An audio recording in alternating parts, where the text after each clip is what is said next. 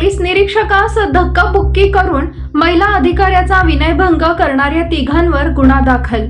Police निरीक्षकास धक्काबुक्की करून महिला अधिकाऱ्याचा विनयभंग करणाऱ्या तिघांविरुद्ध सदर बाजार पोलीस ठाण्यात गुन्हा दाखल करण्यात आला आहे।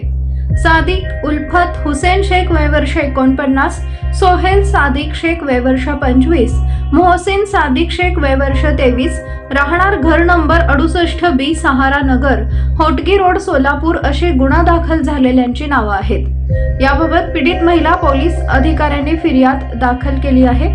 20 जून रोजी सायंकाळी 7च्या सुमारास सादिक शेख व इतरांनी 7 रस्ता परिसरात असलेल्या शिवसेनेचे जिल्हा प्रमुख मनीष काळजे यांच्या संपर्क कार्यालयाचे लोखंडी गेट MH01ZA 0424 क्रमांकाची अँबॅसिडर कारने धडक देऊन तोडून कार लावून शिवीगाळ करत गोंधळ घालत होते।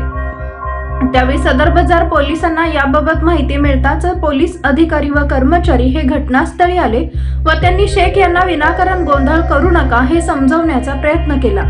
त्यावेळी शेख हे पोलीस अधिकारी यांच्या अंगावर पोलीस निरीक्षकांना धक्काबुक्की केली व महिला अधिकाऱ्याच्या शरीरास हात लावून मनास लज्जा वाटेल असे कृत्य करून विनयभंग केला। यावेळी पोलिसांनी तिघांना ताब्यात घेतले व पोलीस ठाण्यात आणले।